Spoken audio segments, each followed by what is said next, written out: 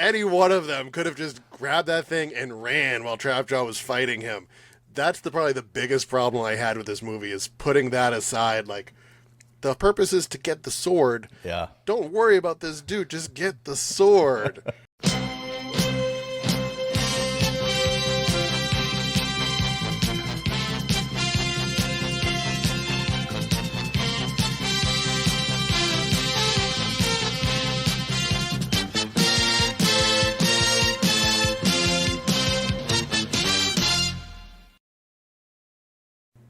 Hey everybody, welcome back to another episode of Epic Media Adventure, your home for the nostalgia of yesterday, wait for it, and tomorrow. And we're talking about nostalgia from yesterday and the present right now because we're talking the new Masters of the Universe movie, He-Man. Just came out last week, so we're going to talk about this. I'm Scott Taylor. Here with me always is Mr. Steven Garcia. Steve, how's it going? Fantastic, man. This movie is really complicated for me because this as a kid, if you watch this cartoon and you're in that age range, this was very substantial. This was one of the cornerstones of cartoons when you were a kid. So this is a very complicated relationship I have with this movie, but I like parts of it, and we'll get into it. But yeah, overall, I thought it was okay. That was cool. Yeah, there's definitely gonna be spoilers here, so if you haven't seen it, go see it and give it some support and come back. But we're gonna talk about our history with He-Man. We'll talk about the movie itself and our thoughts on that, and then we'll talk about is there a future for it with how it's performed and how that might look. So He-Man Origins, Steve. I know we're like 5 years difference, something like that. I would have been right in the wheelhouse for me. Like it's the first toy line that I remember getting and owning. Ninja Turtles was probably the bigger toy line for me, the bigger franchise. But my first one was He-Man, stepping in the He-Man franchise. Where did you step in? Oh, it was I was there from the beginning. Although, a lot of these cartoons like G.I. Joe, Transformers, Thundercats, all this, I don't remember like this big announcement, this is a new cartoon, because at that time you're just watching TV and cartoons, and so one will slip in and you'll be like, I don't remember starting to watch this, I just remember watching this all the time, and this is one of those cartoons for me. It was, like I said, one of the four, you could slip in Voltron in there too as well, but you had Transformers, G.I. Joe, He-Man, Thundercats, what did I just say, Voltron.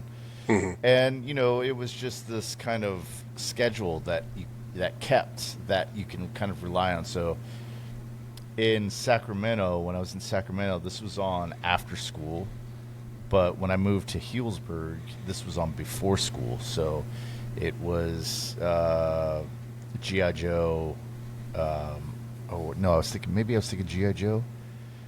Well, anyways, so yeah, it was always on at a specific time, and so you could always count on it. And so I would always watch this with, like, it was like a soap opera to me. So it was I always had to catch the episode, and I always had to fall in, like, where are we, and this and that. And so it was it was kind of like a sibling, if you will. It's like you grew up with it, and you're invested. You buy all the toys, you do all this stuff, and you talk about it with your friends at school. And yeah, I was in it, man. I was in it. Yeah, the toys were big for me. I remember, Christmas time would come around on my birthday, whatever, and my parents would have no idea what, who the characters were, which ones I had or which ones I didn't. And so you'd take the back of the packaging, which would list out all the figures, and you'd cross out the ones that you had, and then you'd hand that to your parents. And then when they went to the store, they could go, okay, great, nope, he doesn't have this weird dude with a funky neck, or this dude that smells. Why does this package smell like skunk? Like, this is weird. Why does my kid want this? And you end up, getting all the figures. Did you have the play sets? Did you have Castle Grayskull and Sting Mountain? I think my cousin had those. I was more of a Star Wars guy, so I had a lot more Star Wars stuff. But I think my cousin had Castle Grayskull. He had Cringer. We both had He-Man. and then he had all the like Merman and Ram Man and all these other people um, that were in the collection, and so he was more of the He-Man guy. But yeah, I had He-Man, I had the He-Man doll, and then I want to say Man at Arms. So I think I only had a few toys, and so I wasn't really. We would always play together, so it did like I would just be playing with his toys, and he would be playing with my stores. So it was just this mixture of stuff. But we always had G.I. Joe and Transformers as well. So yeah, Nice. so that was Yeah, the age where they kind of come out with a toy line, and then they're like, okay, well, let's make a, or they'd have a cartoon and be like, well, let's make this into a toy line, and yeah. There's this book called The He-Man Effect. uh-huh. And it's talking about how they made the toy line, and they're like, great, how do we sell this toy line? Well, let's make a cartoon. Yeah. And that was the premise. That's what started it all. It's like, how can we sell stuff to kids? Yeah. And that's where they launched from. Yeah. So it was that was the whole thing was new cartoon or whatever it was. Oh, I got the figures and stuff. There's this channel on YouTube that I watch called Secret Galaxy, and it's all about the pop culture of everything. And they talk about He-Man, and they talk about all the They talk about all the cartoons, and that's a big part of it. Is the selling of the toys and to appeal to these kids, and the kids will get their parents to buy all the toys. So, yeah. Yeah. And it was the first like multiverse, right? It was you in your front yard, because you could have Boba Fett playing with Orko, and you could have Orko playing with Lion-O, and you could just have everybody all in one pot just playing together. It was a beautiful thing. It was, and there was this joy that or at least I got that when I was playing. I remember a bunch of times. Playing outside in the mud, I would dig like just a small little hole in the garden, and then fill it with water, so it'd be this muddy, and then have like jumps and have them play in there, and like you said, you cross contaminate, and you have a character from one, and you mix them, and they just play, and there was this kind of thought that I would have of this profound joy of like, this is the best day ever. Ever, and you just have your toys, and that was the extent of your world. Was like, how long am I going to play out in the sun? And so it was youth fan fiction. That's what it was. Like you could make up whatever story you wanted there. You wanted Donatello to kiss She-Ra, you could do that. You could do whatever you wanted there. You could have a bad guy be a good guy in another universe. It was wide open. Or they're like a secret agent, and Cobra Commander is like actually a good guy, and he helps you do that. Yeah, you could cook up a vast amount of possibilities. So whatever you want to do. There was no licensing issues. No one was giving you a cease and desist order. You were just able to use your mind and go for it. Yeah. So we were both big fans of that. Now, moving into the movie itself, we can go through our opinions or our thoughts. It sounds like you're kind of you liked it, but you're kind of had some concerns. Yeah, I liked bits of it. The big trouble for me is when they do these movies, kind of like what they do with Starsky and Hutch and 21 Jump Street, is that you make these movies really ridiculous and funny and because of, I guess it's because of the nature of the original shows, which were at the time, take 21 Jump Street for example, like it was a serious type of, or as serious as it could be, and a ridiculous premise, but it was this 20 Jump Street, if you don't know, is this group of kids who work for the police department who look young, so they infiltrate like high school parties and high school and all this kind of other stuff.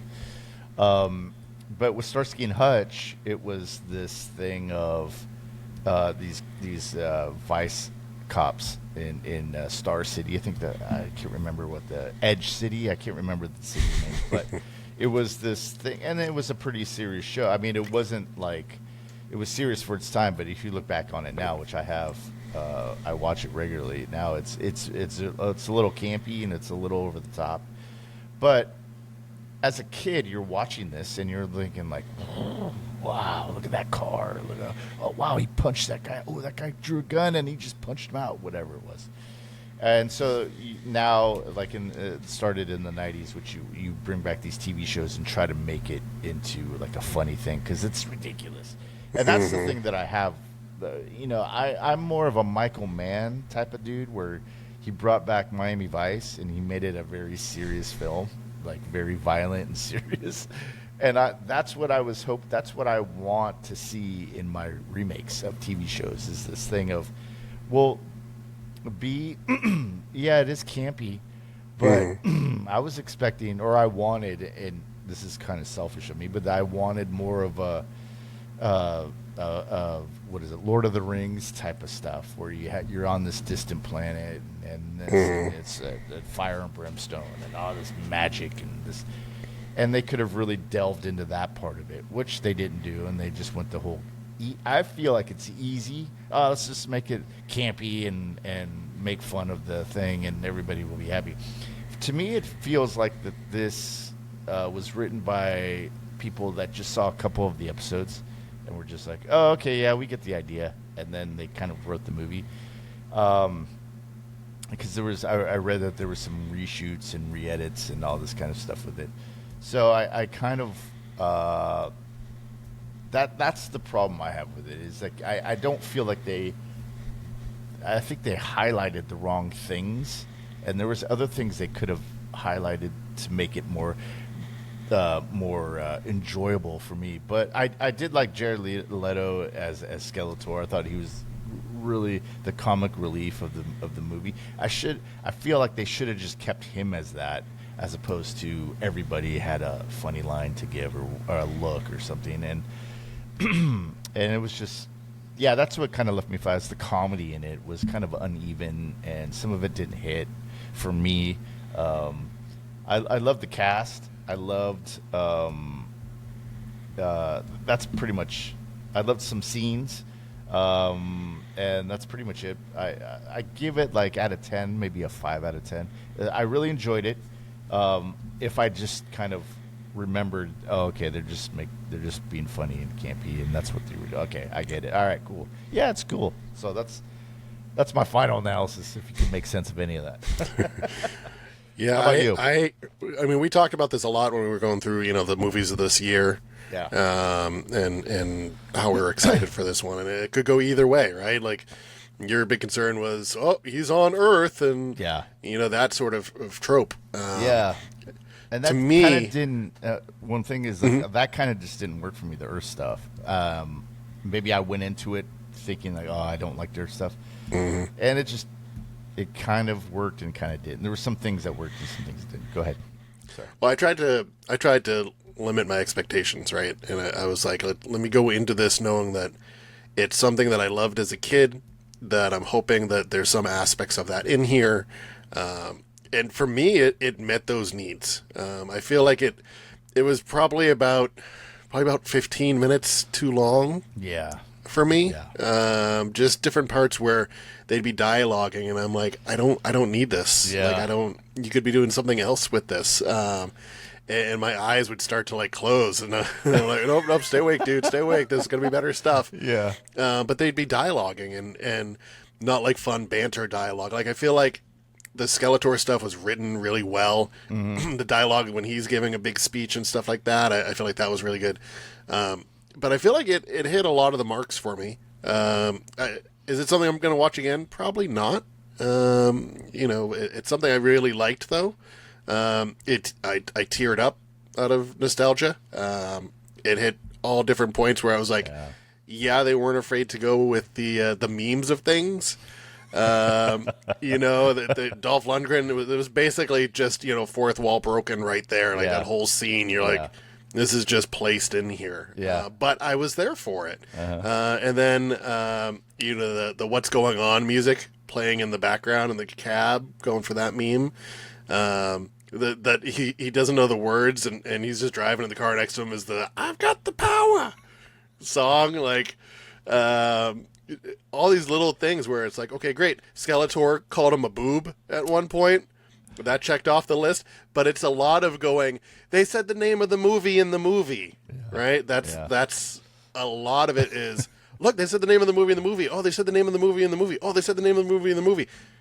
And it was a lot of that. A lot of lip service there to just the fans of the overall stuff. Which I'm like, this is a movie that did not need to be made. We could have never gotten this movie. So it's like we say that, I'm happy to get a Star Wars movie or a Star Wars thing because it's still Star Wars.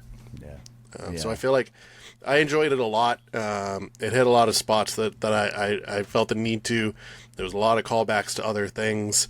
My brain works in callbacks. I'm still stuck in the, quote Napoleon Dynamite and Anchorman and old school brain, which is locked in that era.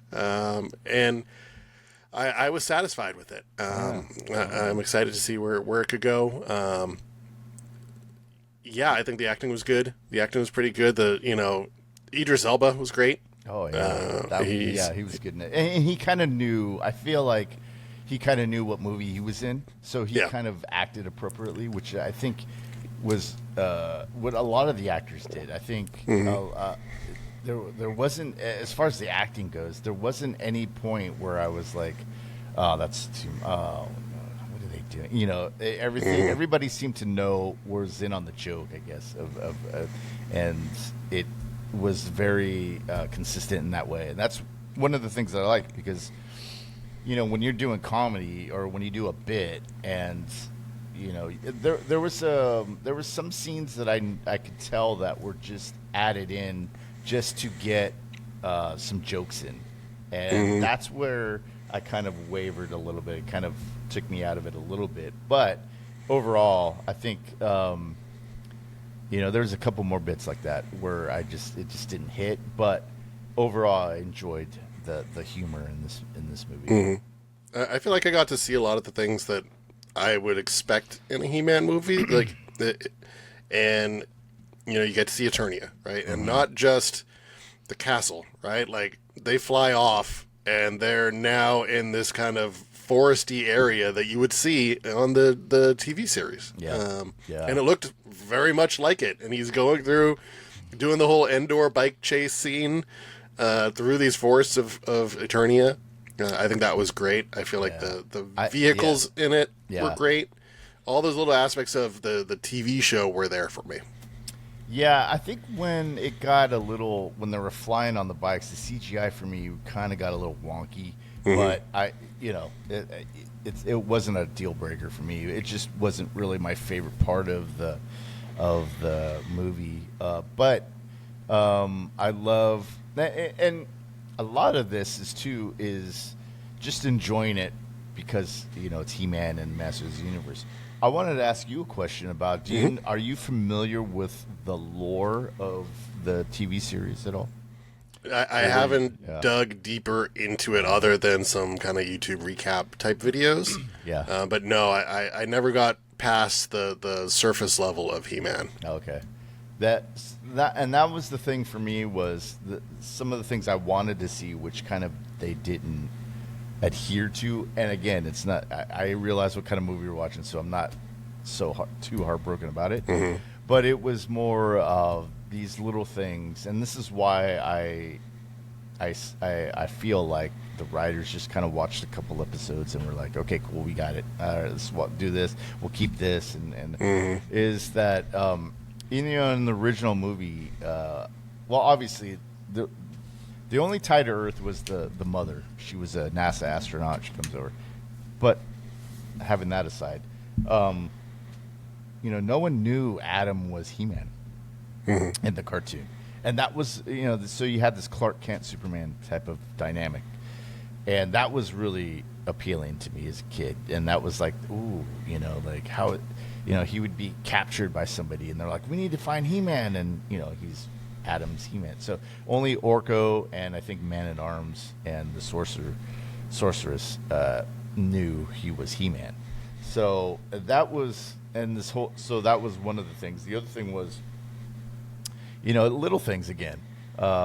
Castle Grayskull wasn't attached to the kingdom or whatever. It was off in a different part of Eternia, like a dark part of Eternia.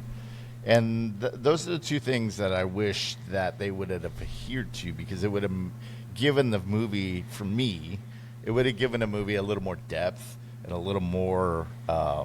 Okay. These guys know what they're talking about. There's a little respect for the source material, but again, these are little nitpicks and things that, okay, yeah, this is the kind of thing, and that's why like it falls into those movies of like Starsky and Hutch and what was the other movie that I was talking about? 21 Jump Street. Those types of movies where it just kind of gets grouped in with those movies, and I wish that it just didn't. There was so much original material there that they could have made a really cool like sword and sorcery type of movie, and they just didn't go there. I know why. It's because it would have cost a lot more money, but maybe you would have got. I don't know. I don't know. I'm just babbling now, but yeah, those are the little things I wish they would have addressed. Mm-hmm. Yeah, and they totally could have gone the more sword and sorcery route. You're 100% right, because that's what the show was, right? And yeah, there was no grounding of it. One thing I kind of wish, this is just me, in my referential style. When they showed Skeletor over, the sky, he's big projected. Like, there's no explanation for it. It's just magic, right? Yeah. What I would love for him to have done is been in like the little microphone head of Snake Mountain in the playset, where he could speak into it and it reverberated. Oh, I didn't know that one. I never had Snake Mountain. Yeah. Yeah, the playset had this whole thing that you pull out and you talk into it. Oh, wow. And my thing was, if they could have just had him do that, that would have been such a great nod. If he went up, I'm going to the reverberation chamber, and walked up and then was just speaking out there, and then it just announced the whole thing to them. Yeah, that would have been tie awesome. it in. Yeah, that would have been awesome, because I was thinking more of like, him being like, "Is this thing on? Wait," and then in real time, as he's a big guy, and they're like, "Oh, yeah," and then like at the end going, "Hey, how do I?" Trying to figure.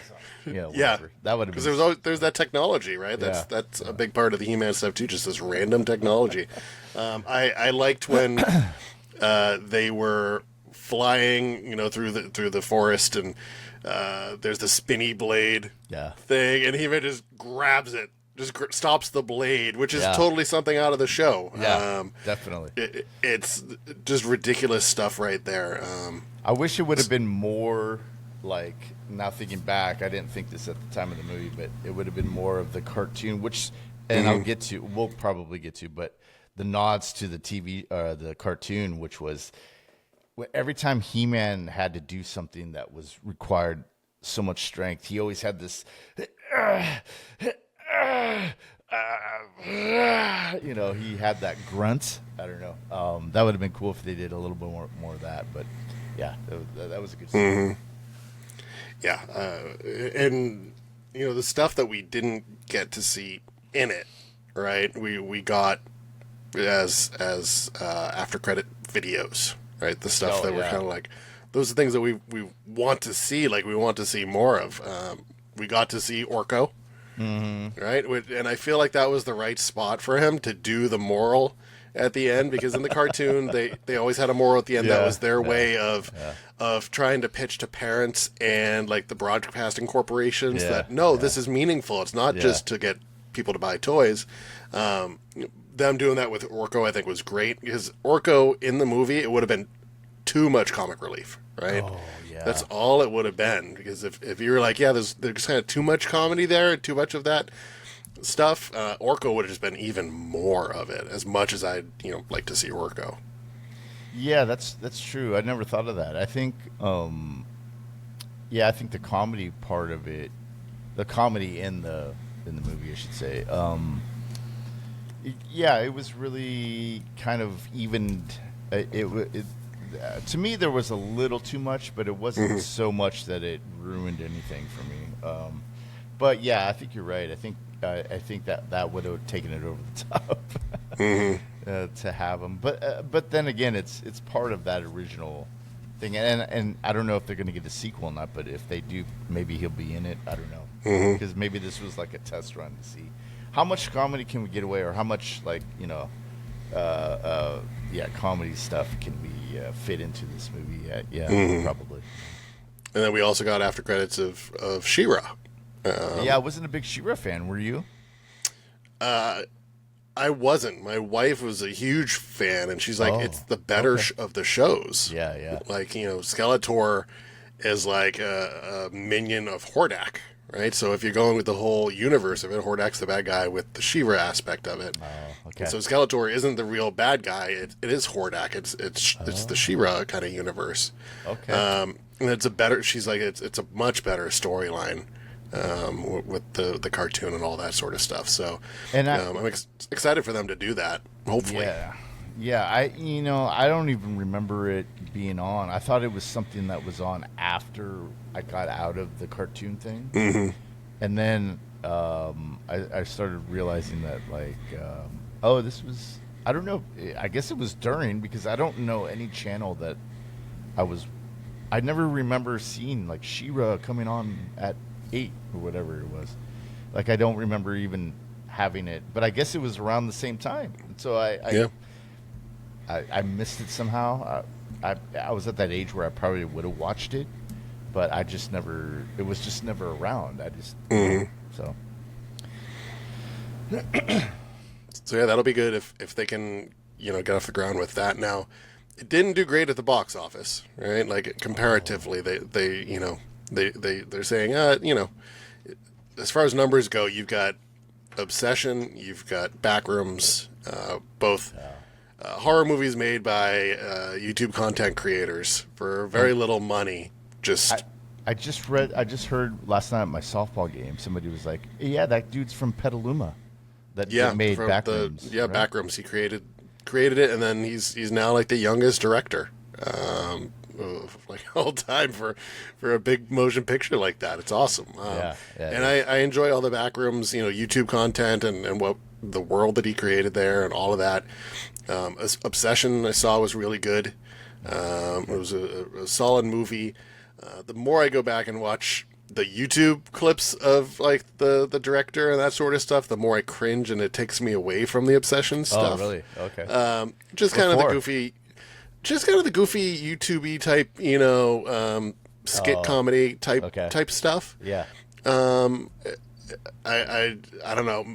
Maybe in my brain I can't allow for both things to happen at the same time.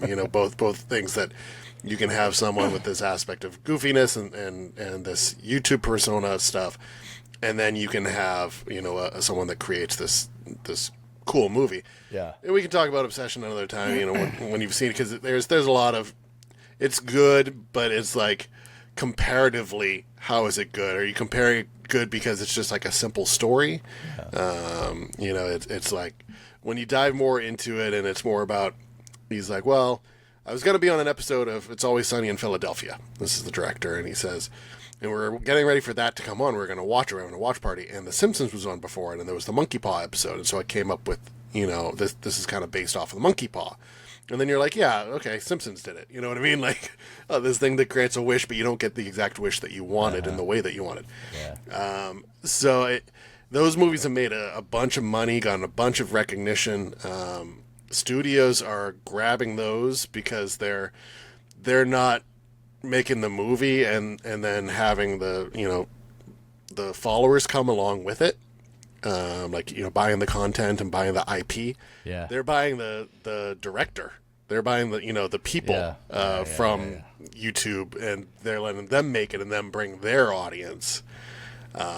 So it's a changing world, and He-Man is big budget thing. Amazon bought it, but from what I understand, Amazon's like, look, the movie theater aspect of our purchasing these movies and putting them out is just a small piece. Yeah. We're not counting on it for the full revenue growth from the movie theater. It's almost like it's like a teaser to put in the theater for a little bit, and now they're going to pull it onto Prime, and that's where they're hoping they get the subscriptions for people to actually subscribe to Prime and watch this. How does that business model work? overall, I don't know. I'm just a simple caveman. Your world scares and confuses me. I don't know how that all works, but their aspect is they're not worrying about box office. They're like, no, it did fine. Like we're gonna make more money, on the other end of it, and that's their plan. Yeah, I think that's definitely the new part of what the whole theater experience is that now it's just, I feel like, it's, I don't know. I went to go see this movie, and I was expecting, because I heard a lot of good things about it. And when I went into the theater, I was expecting it to be kind of at least half full, and it wasn't even full at all. There was probably altogether maybe 15 to 20 people in there with me. But I heard some, oh yeah, that kind of thing. Just because of the memes and all the stuff that, the cartoon reference or the movie references of the cartoon, which is the only one I really got in present moment was at the end when they were all like, that was pretty obvious. But I guess there was some other stuff in there. I think you mentioned one, but I didn't catch it because the what's going on meme. Have you seen? Yeah. Have you? Where he's like, he's saying the what's going on. I didn't see. I haven't seen. I'm gonna look it up as we after we end this. I'm gonna go look it up. But there was a bunch of callbacks to the cartoon that I guess I missed. So. Mm-hmm.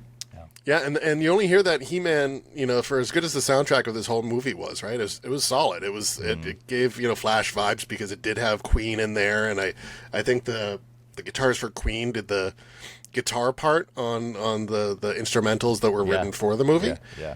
So it definitely had some Flash Gordon aspects there, but you didn't hear the actual He-Man until the very end there. Yeah, I know. That's what I wanted too. I wanted because in the cartoon they would have like this, like at the beginning of the cartoon they would pan to the palace, and they would have like the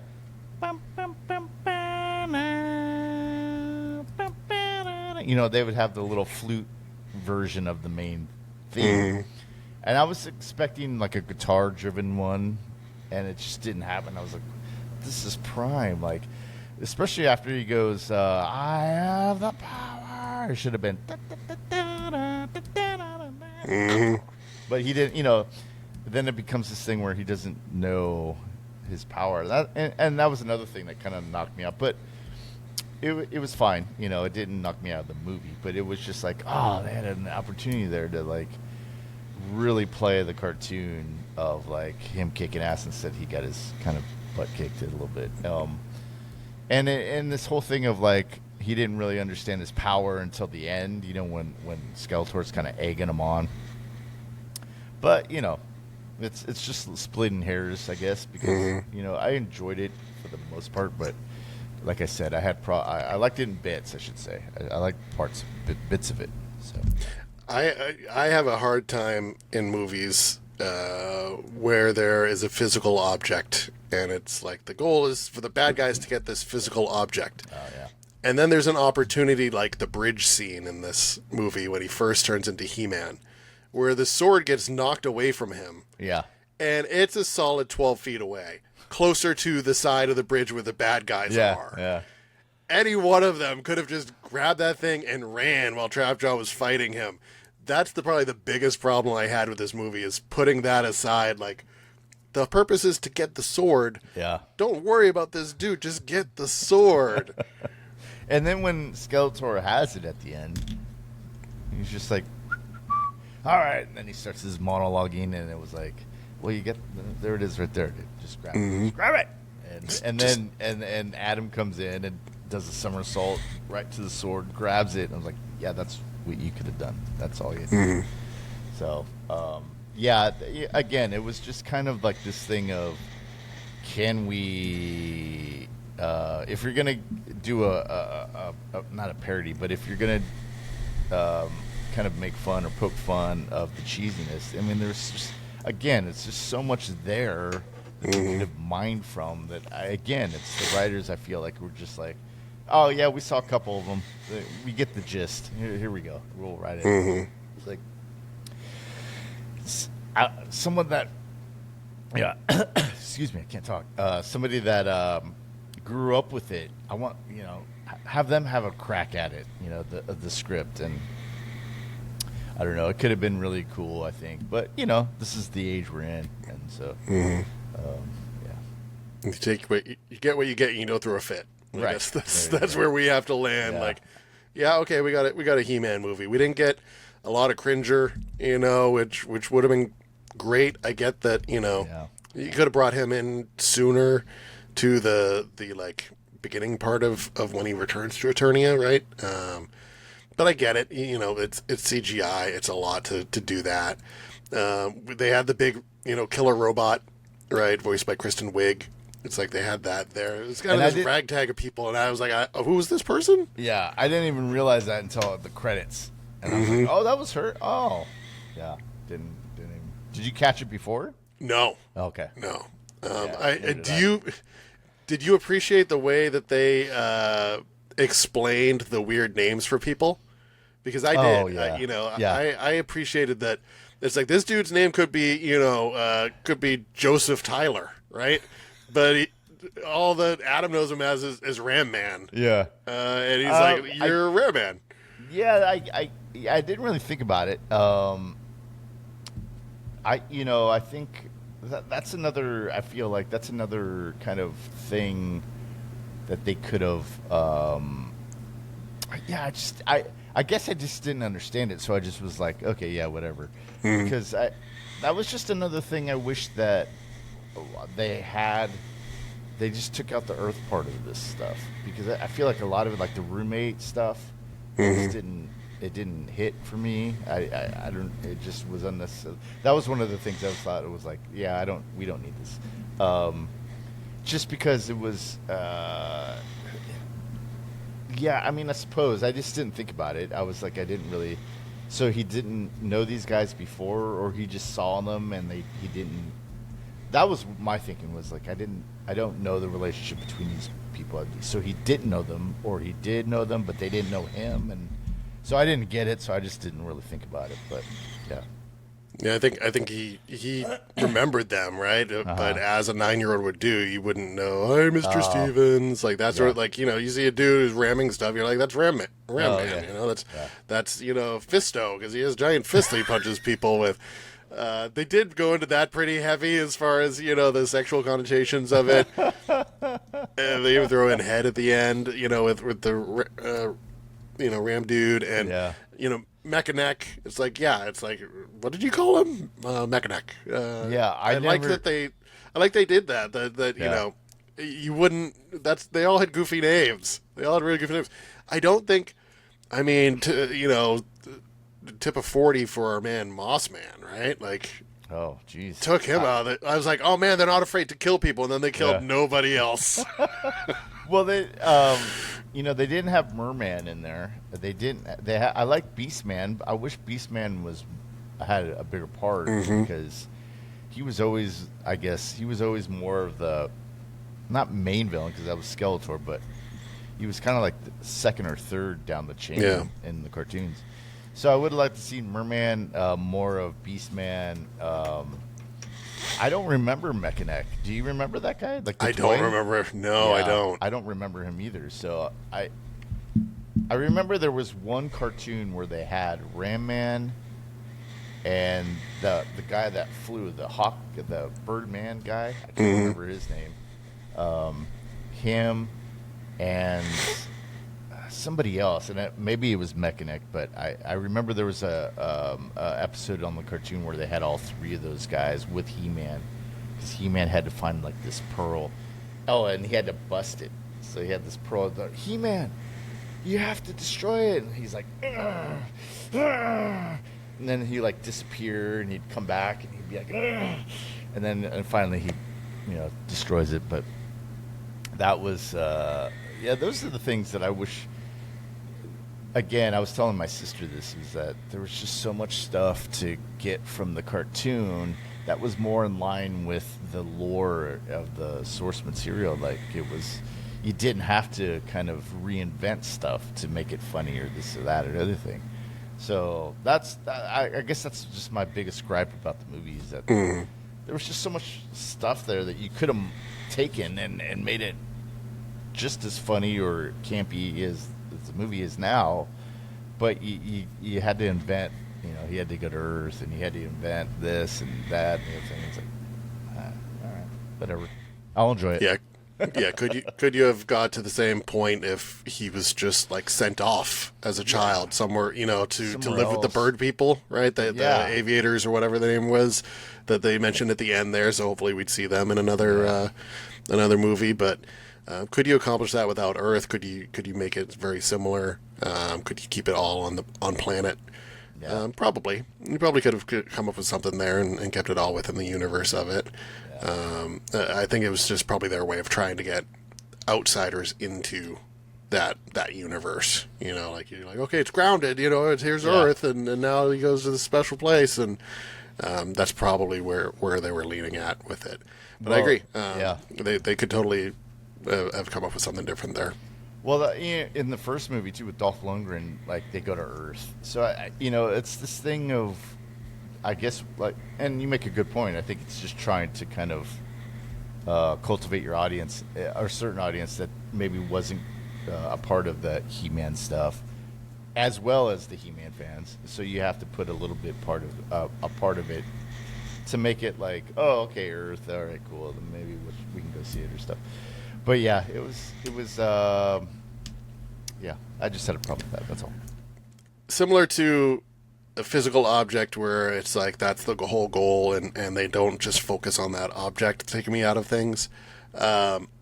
People ending up on Earth without a social security number, without any identification, especially as children, and being able to make it into some sort of illustrious career. You know, like he had to fill out HR paperwork to work at that company. Clearly, he went through some sort of schooling. He would have needed information. Anytime that happens in a movie, I'm like, look, I will only believe this if they are like living on the edges of society. They're kind of in the shadows. They're kind of scrounging for what they need. They're a scrapper type of character, but not like, oh, they work their way up to you know HR. lower HR positions in a cubicle without having any form of identification or birth certificate. Yeah, like who were his parents? Like, how was he raised? Like, if you're gonna go into the Earth stuff, let's find that. You know, like let's define that stuff. I mean, you know, whatever. But yeah, I agree with you. It's if you're gonna put him on Earth, then let's do the real thing. You know. So. I want the logistics. It's like some people, like, you know, Tarantino put the rope burn scar around Brad Pitt's neck. Yeah. Like, I want you to physically walk me through the forms that someone filled out to get this child into the public school system and then into the workplace.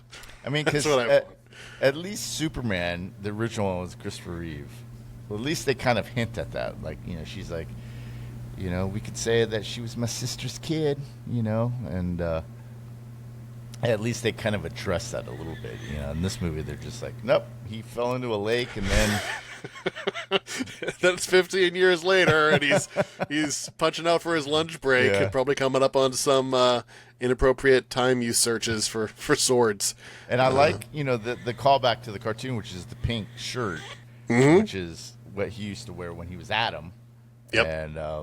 And so that was cool. That was the callback. But again, there was so much more stuff they could have called back. But yeah, And then the sword itself is made into part of you know, character. There's clearly a long running character, and the sword itself is right there. Like, was it not like that specific sword? Like, are there multiples of these statues all over the place? And it's just like he never saw this, whatever that warrior's name was. Like, clearly they've been in a comic book or in Yeah. some sort of media format. Is it because the power was in him? Like, all he had to do was hold any inanimate object up and go, you know, by the power of Grayskull. And then that's what sent off the little blip. yeah, I don't. Yeah, again, it's the Earth thing, so I don't really know. I do remember though, talking about the sword just brought it back to me. is that I did have the sword, and what it was one side was silver and gray, whatever, and the other side was it glue. It was kind of clear, like a yellowy clear, and it glowed in the dark, or glow in the dark. Fluid. It glows in the dark, and so you would put it up to the light, and then turn the lights off, and it would glow, and then I had that sword. I don't remember what I did with it though. I probably sold it or something, gave it away. But yeah, so The new merch they have out there, like, the He-Mans look like the actual actor a little bit. Oh, really? They came out with like Barbie dolls of them with the hair. The hair reminds me of like Peter Dinklage's hair in the Space Pants skit of SNL. Space Pants with the blonde bob cut. But they came out with a sword, and the sword's pretty cool. I mean, it's like the new lightsabers where like it has motion, you move it and it'll make noise or it'll vibrate when it hits something, and you hit the button and it says Power Grayskull. So it's kind of cool. It's like $45 though. It feels like it's going to be on the clearance shelf in a couple of months. He-Man. That was remember the transitions? Yep. He-Man. Swipe. Well, yeah, I'm happy that we got to see it. I'm happy we got to see some aspect of it. Is a perfect no, but there's a lot there to sink your teeth into if you're a fan. If you're not a fan, it's a summer popcorn movie. We don't get a whole ton of those anymore. So that's, take it for what it is. Go see the He-Man movie. And if you're still listening, we've spoiled everything, so there's no need to go see it right now. Just watch it on streaming. We did warn you. That was your choice. I'm not going to chastise you for it, but yeah, we're gonna do some more episodes coming up. We're gonna be talking Widow's Bay. We'll probably talk about the rest of the summer movie season and what's coming out. We're gonna have Spider-Man. We're gonna have Supergirl coming out in like 2 weeks. So we're going to have some more episodes up, so keep an eye out. Follow us anywhere you follow your podcasts, anywhere you check us out on YouTube, on all of your podcast apps. Check us out on Instagram. Leave us a comment. Let us know what you thought of the He-Man movie. Were you a big fan from childhood, and how did it pan out for you? And if you weren't a fan from childhood, what do you think of it? The universe, the aspect, the acting, all of it. We're happy to hear your comments. We love to hear them. We love to see them. So let us know. As always, thanks for coming along on this epic media adventure with me and Steven. We'll catch you next time.